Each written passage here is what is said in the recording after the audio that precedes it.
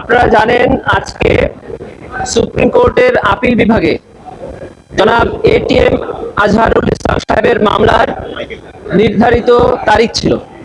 আপনারা জানেন যে জনাব এটিএম আজহারুল সাহেবের মামলায় দুটি পক্ষ, একটি হলো এটিএম আজহারুল ইসলাম বনাম চিফ প্রসিকিউটর। চিফ প্রসিকিউটরের পক্ষে আন্তর্জাতিক অপরাধ ট্রাইব্যুনালের চিফ প্রসিকিউটর কার্যালয়ের পক্ষ থেকে আমরা মাননীয় আপিল বিভাগে এই মামলার শুনানিতে উপস্থিত ছিলাম। এই মামলার কার্যতালিকায় যখন শুনানিতে আসলো তখন মাননীয় বিচারপতি মহোদয়রা দেখলেন যে এই মামলাটি ফুল বেঞ্চে শুনানি করা প্রয়োজন। এ বিষয়ে আইনজীবীদের মতামত জানতে চাইলেন। আমাদের পক্ষ থেকে আমরা বলেছি যে ফুল বেঞ্চে হতে পারে বা এক্সিস্টিং যে বেঞ্চ আজকে আছে সেটিতেও হতে পারে। প্রসিকিউশনের অ্যাটর্নি জেনারেল অফিসের এ বিষয়ে কোনো বাধা নেই বা মতপার্থক্য নেই। তবে সুপ্রিম কোর্টের আপিল বিভাগের মাননীয় বিচারপতিবৃন্দ মনে করেছেন যে যেহেতু আন্তর্জাতিক অপরাধ ট্রাইব্যুনালের এই জাজমেন্টটি পরবর্তী অনেক জাজমেন্টের অনেক প্রিন্সিপাল সেট করবে এবং ভবিষ্যতে ট্রাইব্যুনালের যে বিচারগুলো সংগঠিত হবে সেই বিচারেরও অনেক নীতি নির্ধারণ করবে এবং এই ট্রাইব্যুনালের জাজমেন্টের বিরুদ্ধে আপিল করে যে সকল বন্দী বিভিন্ন মেয়াদে বর্তমানে কারাগারে আছে তাদের মামলারও অনেক নজির স্থাপন করবে।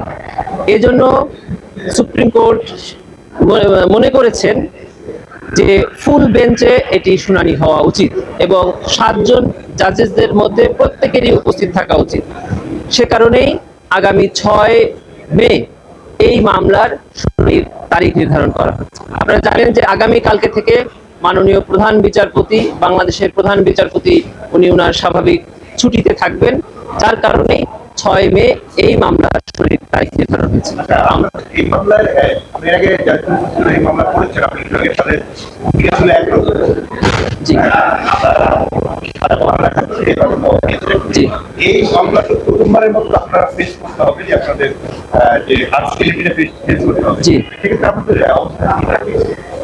আমরা যতটুকু এর আগে লিভ গ্রান্টিং পিটিশনে এটিএম আজহার সাহেবের মামলার আইনজীবীর পক্ষ থেকে যে শুনানিগুলো উপস্থাপন করা হয়েছে তার মধ্যে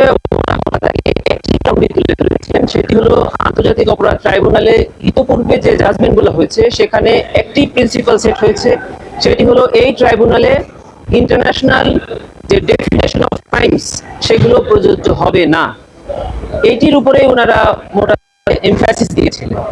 আমরা বলেছি যে এই ম্যাটারে প্রসিকিউশনের পক্ষ থেকে কোনো আপত্তি নেই, কারণ হলো যে একটি ইন্টারন্যাশনাল করা ট্রাইব্যুনাল, এই ক্রাইমসের ডেফিনেশন ইন্টারন্যাশনালি হওয়া উচিত এবং আমরা যে এই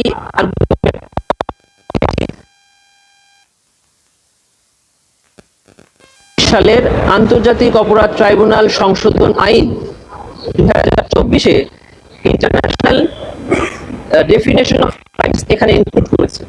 সিস্টেম্যাটিক অ্যান্ড ওয়াইড স্প্রেড শব্দ যেটি রোম স্ট্যাটিউটে বলা আছে সেটি ইনক্লুড করেছে এবং রোম স্ট্যাটিউটের যে যে অংশ এই মামলার ক্ষেত্রে প্রযোজ্য সেটি ইনক্লুড করেছে করে আইনকে সংশোধন করে একটা ইন্টারন্যাশনাল স্ট্যান্ডার্ড দিয়েছে।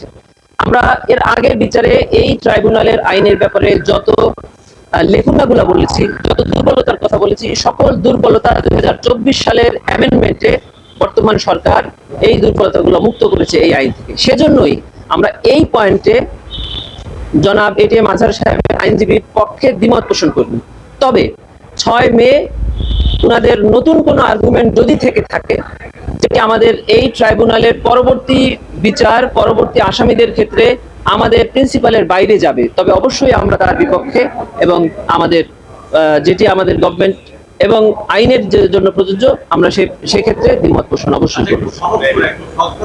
আসামিপক্ষের মূল যে বক্তব্য যে আগের বিচারগুলো আন্তর্জাতিক মানদণ্ড অনুযায়ী হয়নি, সিস্টেমেটিক ওয়েতে ওই মানদণ্ডে পড়েনি, এখনকার বাদীপক্ষ মানে আপনারাও কি তাই মনে করেন? হয়নি ওনারা বলেনি, বলেছেন যে অ্যাপিলেট ডিভিশনের জনাব কাদের মোল্লা সাহেবের মামলার জাজমেন্টে অ্যাপিলেট ডিভিশন বলে দিয়েছিল যে ইন্টারন্যাশনাল ডেফিনেশন অফ ক্রাইমস এই মামলার ক্ষেত্রে প্রযোজ্য নয়, এটা বলেছিলেন ওনারা এবং এটাও বলেছিলেন যে এটা অ্যাপ্লাই হয়েছে কি হয় না এটা সাবজেক্ট না, সাবজেক্ট হলো এই আইনের ক্ষেত্রে এটা প্রযোজ্য নয়। আমরা মনে করছি যে এটা প্রযোজ্য, এবং বর্তমান সরকার এই আইনের সংশোধনীতে এই শব্দগুলো ইনসার্ট করার মাধ্যমে এটা অলরেডি এক্সিকিউট করে ফেলেছে।